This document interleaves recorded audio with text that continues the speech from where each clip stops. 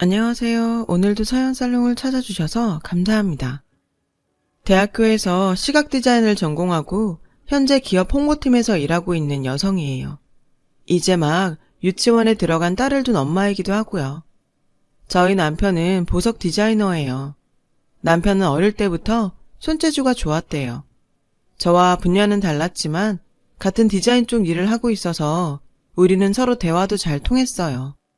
저 역시 어린 시절부터 미술에 소질이 많았어요. 예술 분야에 관심도 많았고요. 친구들이 문구점에서 종이 인형 세트를 사서 가지고 놀 때 저는 직접 인형을 그려서 가지고 놀 정도로요. 친구들은 제가 그린 인형 옷이 파는 것보다 더 예쁘다고 부러워했어요. 그래서 제게 과자까지 사주면서 자기 인형 옷도 그려달라고 조르곤 했었죠. 부모님께서는 다행스럽게도 그런 저를 이해해 주셨고 부모님의 지원으로 마음 놓고 그림을 그릴 수 있었죠. 저희 부모님은 맞벌이를 하셔서 생활이 윤택한 편이었거든요. 저와 동생을 뒷바라지 하시기에 충분할 정도로요. 저는 고등학교 1학년 때부터 미대 입시를 준비했어요. 교내 미술대회에서도 상을 많이 받았죠. 다행히 실기가 좋은 편이라서 미술학원 원장님도 합격은 따놓은 당상이라고 할 정도였어요. 그래서 저는 수능 시험을 보기 전에 수시로 미대 실기시험을 치렀고 합격을 했어요. 이후 수능 최저 성적까지 다 채워서 바라던 대학교에 들어갈 수 있었죠.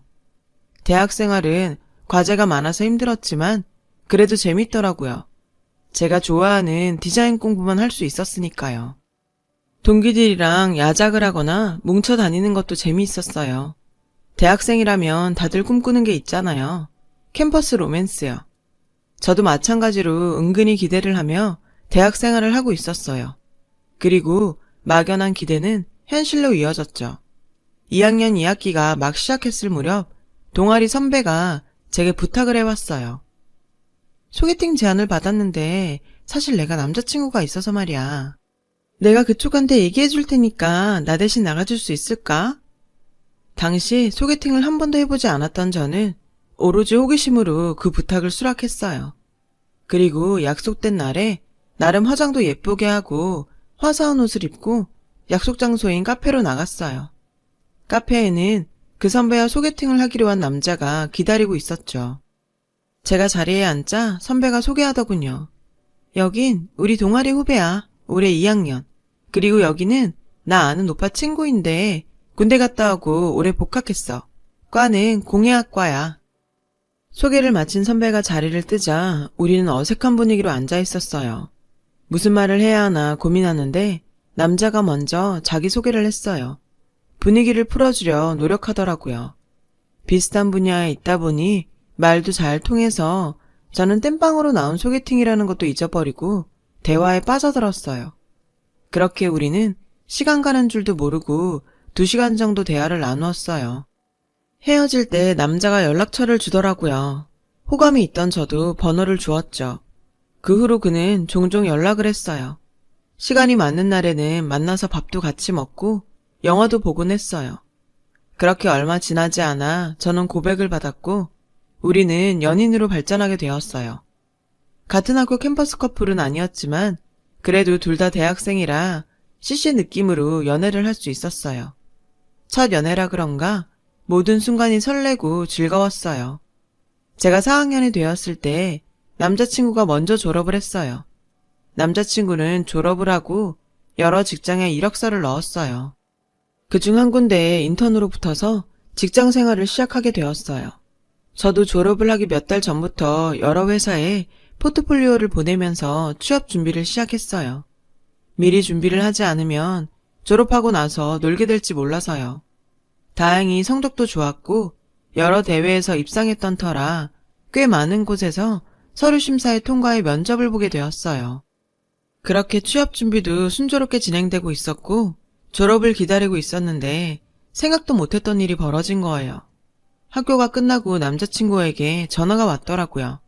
일찍 퇴근했다며 맛있는 걸 사준다길래 갔더니 평소에 가던 식당과 다르게 아주 고급스럽고 좋은 곳이더라고요. 오빠, 여기 너무 비싼 데 아니야? 저는 걱정이 돼서 말했죠. 남자친구는 괜찮다며 제 손을 끌고 안으로 들어갔어요. 알고 보니 이미 예약을 해놓은 상태더라고요. 우리는 직원의 안내로 룸으로 들어갔어요. 고급스러운 음식들이 코스로 나왔어요. 가격이 걱정되긴 했지만 그래도 맛있게 먹었죠. 그렇게 식사를 하고 있는데 갑자기 남자친구가 제 앞에 빨간 케이스를 꺼내놓지 뭐예요? 연지야, 오빠랑 결혼해 줄래? 그리고는 케이스를 열었죠. 그 안에는 반짝거리는 다이아몬드 반지가 들어있더라고요.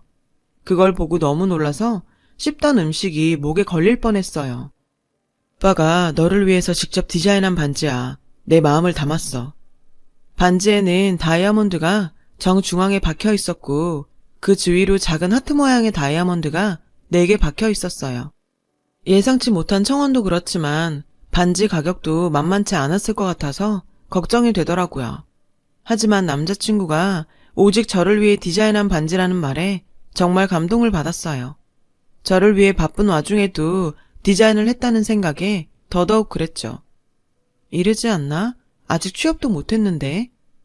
제가 걱정을 하자 남자친구가 걱정하지 말라고 그러더군요. 저라면 문제없이 취업에도 성공할 수 있을 거라고요. 그렇게 저는 결혼을 승낙했고 이른 나이기는 했지만 저희는 결혼하게 되었어요. 결혼식은 제 졸업식이 끝나고 몇 달 뒤에 치러졌어요. 주위에서는 너무 일찍 간다고 섭섭해했지만 제 귀엔 그런 소리가 들리지 않았어요. 그저 행복할 뿐이었죠. 결혼식 날 남자친구가 저를 위해 디자인한 반지를 끼고 친구들과 친척들한테 자랑을 했어요. 독특한 디자인에 커다란 다이아까지 박혀 있어서 주위에 부러움을 샀죠. 결혼하고 얼마 안 돼 저도 취업이 됐어요.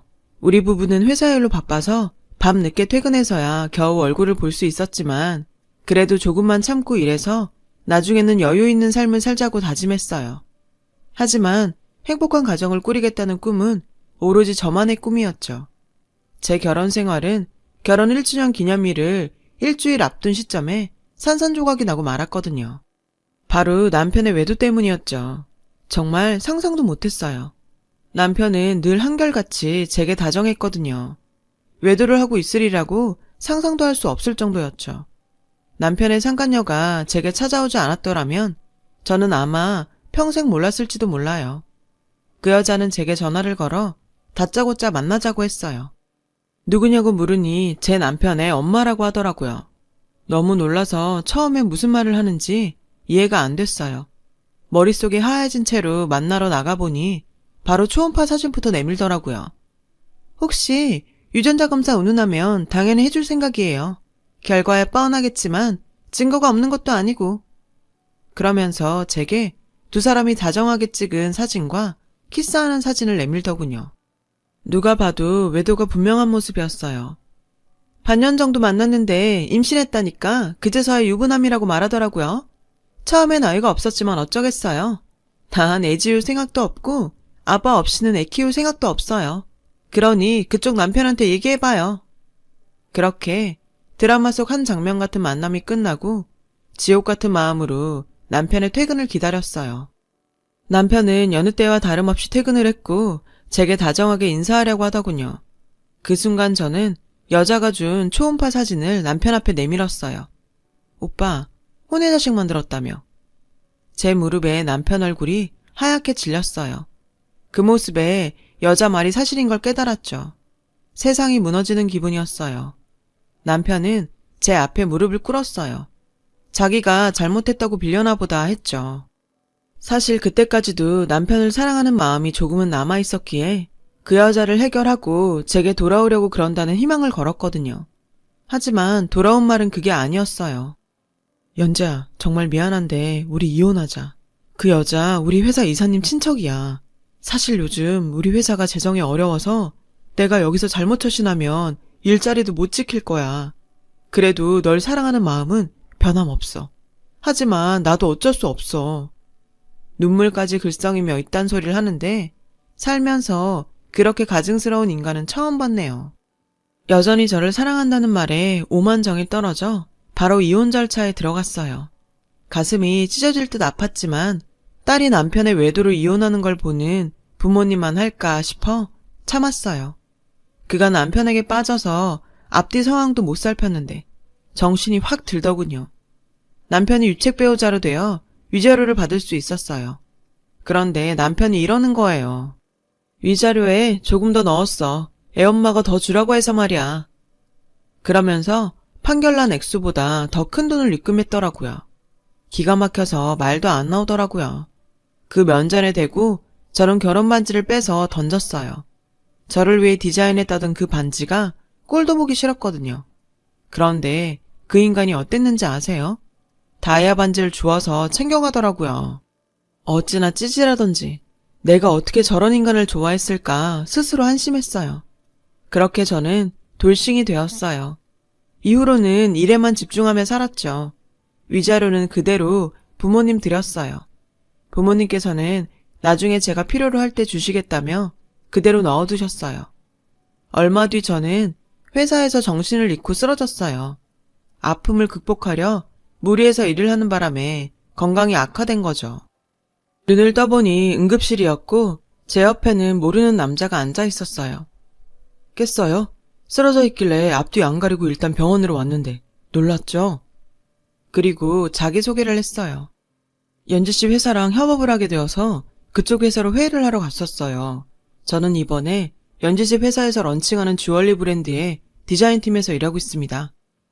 자기를 보석 디자이너라고 소개한 그는 선한 인상을 가진 남자였어요.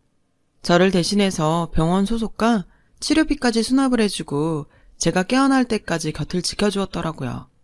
저는 너무 고마운 마음에 살해를 하려고 했더니 끝까지 사양하더군요. 그리고는 건강 잘 챙기라는 말을 하곤 돌아갔어요. 그 후로 우리는 회사에서 자주 보게 되었어요. 첫 만남이 특별했던 탓에 오다 가다 인사도 꼬박꼬박 나누었고 그게 관계 발전으로 이어져서 얼마 지나지 않아 우리는 서로에게 호감을 갖게 되었어요. 저는 그 사람에게 제 과거를 고백했어요. 또 다시 상처를 입을까 두려웠거든요. 저는 아직도 남자를 믿지 못하겠다고 했고 그는 제 마음을 이해한다며 기다릴 테니 조급해하지 말라고 하더군요. 그러면서 저를 안아주었어요. 저는 몇 달이 지나도록 마음을 정하지 못했어요. 그러는 중에도 그는 말없이 저를 기다려주었죠. 부모님께서는 평생 상처를 안고 살 수는 없다시며 재혼을 응원해 주셨어요. 그 말에 힘을 얻은 저는 그와 연애를 시작할 수 있었죠. 그는 저보다 나이가 많았고 제게는 상처가 될까 내색하지는 않았지만 저와 결혼까지 생각하고 있는 것 같았어요. 저도 눈치는 챘지만 재혼이다 보니 신중해지더라고요. 그랬던 제가 재혼 쪽으로 마음을 굳히게 된 건 그의 부모님과 가족을 만나고 나서였어요. 초대를 받고 가보니 그의 부모님과 남동생이 있더라고요. 어머님은 몸이 좀 편찮으셨지만 저를 위해 손수 저녁상까지 차리셨더라고요. 그리곤 식구들 몰래 방으로 부르셨어요. 그동안 마음고생 많았다고 우리 애한테 들었어요. 지난 날은 다 잊어요. 내가 오지랖인지는 모르겠지만 나는 아가씨가 내 며느리가 되어주었으면 좋겠어요. 내가 살 날이 그리 길지 않아요. 그래서 실례인 줄 알면서도 초면에 이런 얘기를 하게 되네요. 미안해요. 제 손을 꼭 잡고 말씀하시는 어머니 모습에 왠지 울컥하더라고요. 그래서 그날 집에 돌아가는 길에 그 사람한테 얘기했어요. 우리 결혼할래요? 잠시 어리둥절해하던 그는 금세 환하게 웃으며 저를 와라 끌어안았어요. 그렇게 우리는 결혼 준비를 시작했어요. 식은 작게 올리기로 했고요. 준비할 것도 별로 없어서 집부터 먼저 구하고 결혼식 전에 혼인신고를 했어요. 이삿날을 잡고 짐을 싸던 날이었어요. 그날은 휴일이라 남편이 저희 집에 와서 상자 포장하는 걸 도와주고 있었죠. 이것저것 짐을 챙기면서 수다를 떨다가 쌓여있던 박스를 건드리는 바람에 앨범이 뚝 떨어졌어요. 바로 전 남편과 같이 찍었던 웨딩 사진이 든 앨범이었어요. 순간 저는 당황했어요. 이혼 후 정신이 없기도 했고 그 후엔 아예 잊었는데 정리를 못했던 거죠. 제가 당황하자 그는 앨범을 주우며 말했어요. 이건 버려도 되겠다. 내가 더 예쁘게 같이 찍어줄 거니까. 고맙고 미안한 마음에 어쩔 줄 몰랐죠. 그런데 앨범을 들추던 그의 얼굴이 하얗게 변했어요. 마치 귀신이라도 본 사람처럼요. 연지야, 이거 뭐야? 그가 가리킨 건 전 남편이 절 위해 디자인했다던 그 반지였어요. 저는 우물쭈물하면서 전 남편이 직접 디자인해서 준 반지라고 했어요. 그 순간 남편의 얼굴이 무섭게 변했어요. 이제 잡았네, 이 도둑놈. 처음 보는 남편의 모습에 저는 어리둥절해서 무슨 일이냐고 물었어요. 그러자 남편은 일단 경찰에 전화 좀 하고 오겠다며 나갔어요. 잠시 뒤 들어온 남편은 씩씩거리며 상황을 설명했어요. 몇 년 전에 남편이 회사에서 인턴으로 일하고 있을 때였는데 회사에서 주얼리 아이디어 공모를 했다더라고요. 이건 우리 아버지가 엄마를 위해 직접 디자인한 반지였어. 저희 시아버님은 금은방을 하시거든요.